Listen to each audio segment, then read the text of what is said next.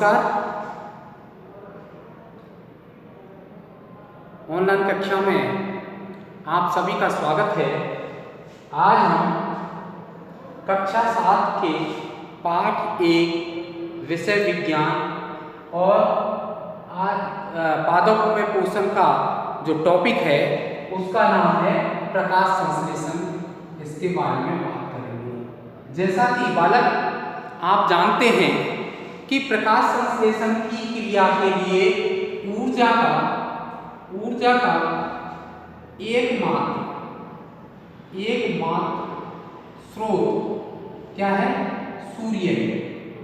सूर्य से जो ऊष्मा प्राप्त होती है, सूर्य से जो ऊर्जा प्राप्त होती है वो पृथ्वी से बाहर से आती है, पृथ्वी से बाहर से प्राप्त की जाती है।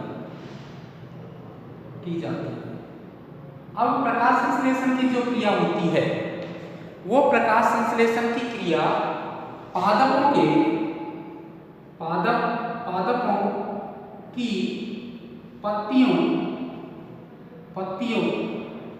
में उपस्थित क्लोरोफिल में संपन्न होती है।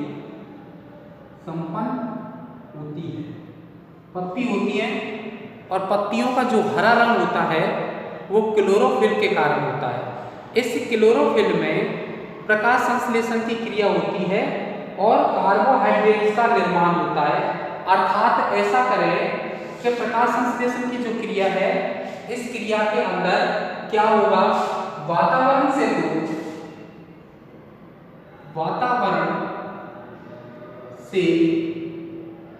CO2 जड़ों से जल प्राप्त किया जाता है और सूर्य के प्रकाश की उपस्थिति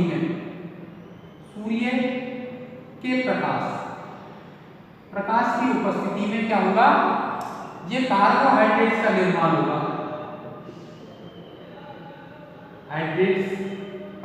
होगा। प्लस O2 निर्मुक्त होगी, O2 निकलेगी। इस कार्बोहाइड्रेट्स का पादप के विभिन्न भागों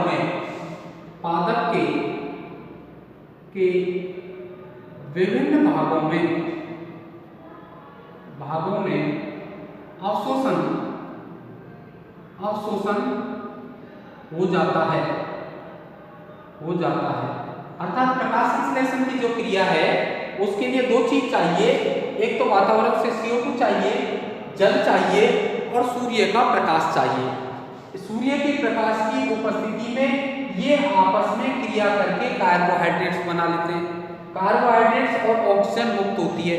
अर्थात पेड़ पौधे दो कार्य कर रहे हैं, एक तो भोजन का निर्माण कर रहे हैं और CO2 का अपचयन कर रहे हैं। किसमें? कार्बोहाइड्रेट में। और ऑक्सीजन मुक्त कर रहे हैं। ऑक्सीजन श्वसन में काम आने वाली प्राणवायु है। एक विशिष्ट बात और है, नोट के रूप में लिख सकते हैं अपन कि मरुस्थलीय पादप होते हैं।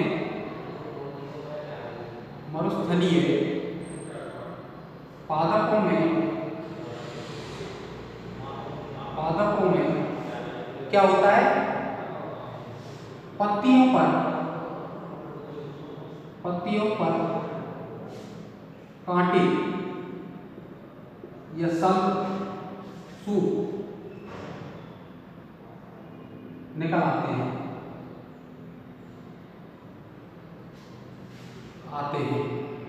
जो क्या करते हैं? वाष्पोत्सर्जन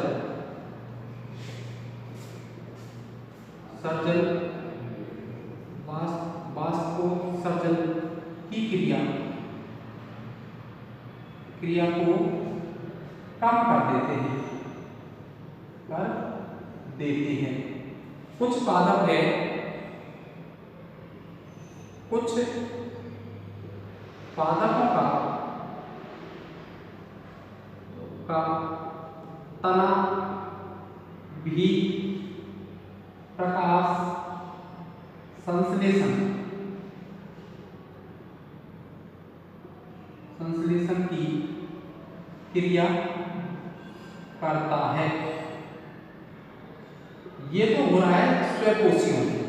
ये सारी प्रक्रिया स्वपोषियों के पादप सभी हरे पेड़ पौधों के पादपों में इस प्रकार की क्रिया होती है। इसी के साथ साथ अपन एक प्रयोग करते हैं। प्रयोग क्या करेंगे, दो गमले लेंगे। एक गमले को तो अपन ने कहाँ रखा, एक गमले को धूप में रखा,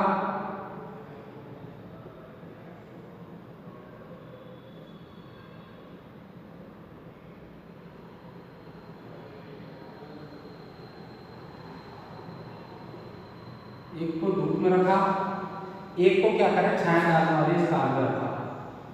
तो अपन देखते हैं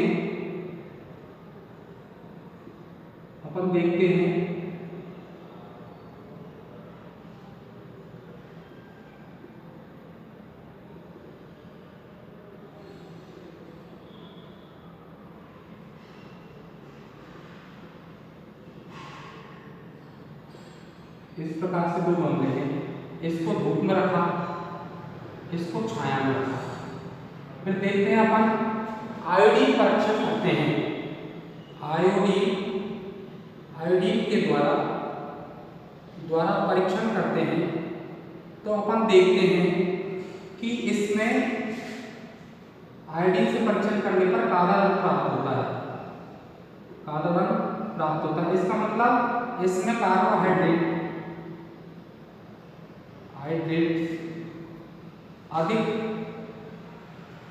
अधिक बनता है, इसमें कम बने।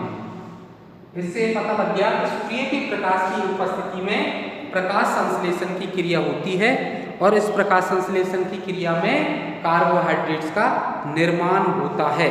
इस प्रकार आपने आयोडीन का परीक्षण कक्षा 6 में पढ़ा होगा, उससे भी अपन इसकी जानकारी प्राप्त कर सकते हैं।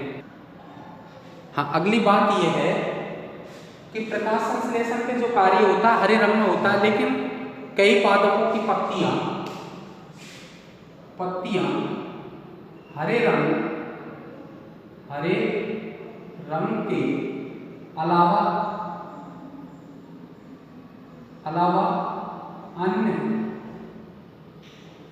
अन्य रंग की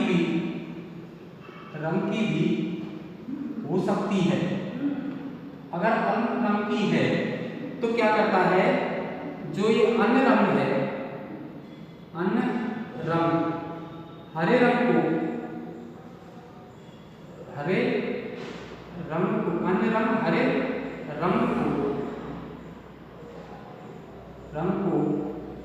ढक लेता है,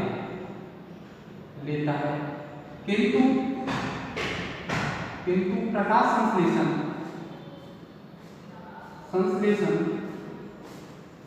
होता रहता है। इसके अलावा शैवाल भी क्या करते हैं, शैवाल भी प्रकाश संश्लेषण का कार्य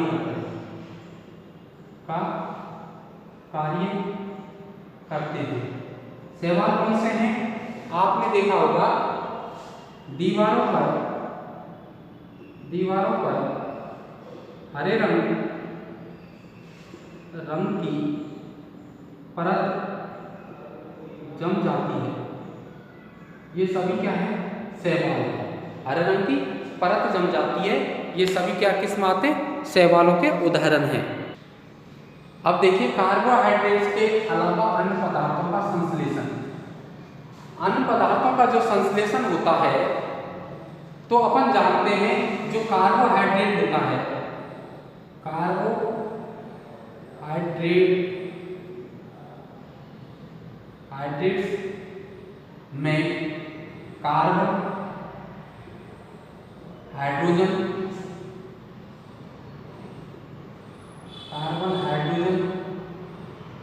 ऑक्सीजन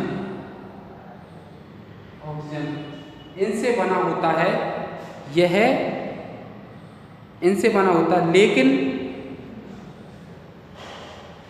प्रोटीन जैसे प्रोटीन में इनके अलावा क्या होता है, नाइट्रोजन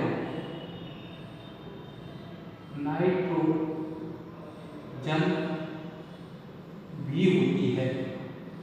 अब नाइट्रोजन कहाँ से प्राप्त होती है, तो आपको समझना चाहिए जड़ों के अंदर एक विशिष्ट प्रकार के जीवाणु होते हैं।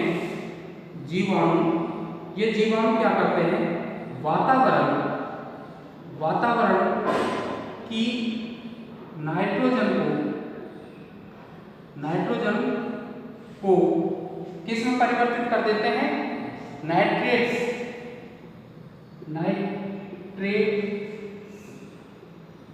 या नाइट्रेट्स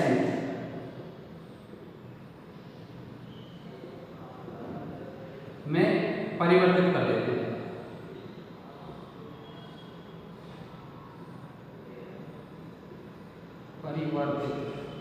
परिवर्तित कर देते हैं।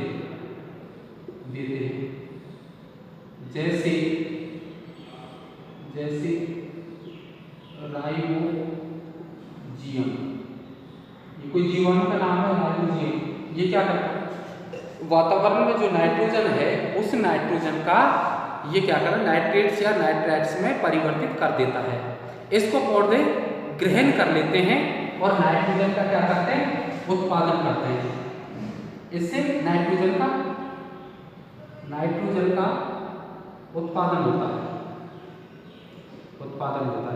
इसी प्रकार से अन्य पदार्थों का भी क्या होता है, निर्माण होता है। और जैसे वसा का निर्माण, इसका भी इसी प्रकार से आप निर्माण के बारे में पढ़ेंगे। अब अपन ने एक बात तो पढ़ ली कि प्रकाश संश्लेषण की क्रिया कैसे होती है, कार्बोहाइड्रेट्स का निर्माण कैसे होता है, प्रोटीन का निर्माण कैसे होता है और अन्य पदार्थों का निर्माण कैसे होगा। लेकिन कुछ जीव ऐसे होते हैं जो अन्न से अपना भोजन प्राप्त करते हैं। ऐसे पादपों को अपन विषमपोषी, ऐसे जंतुओं को विषमपोषी जंतु कहते हैं, जिनकी चर्चा करेंगे कल। आज के लिए इतना ही।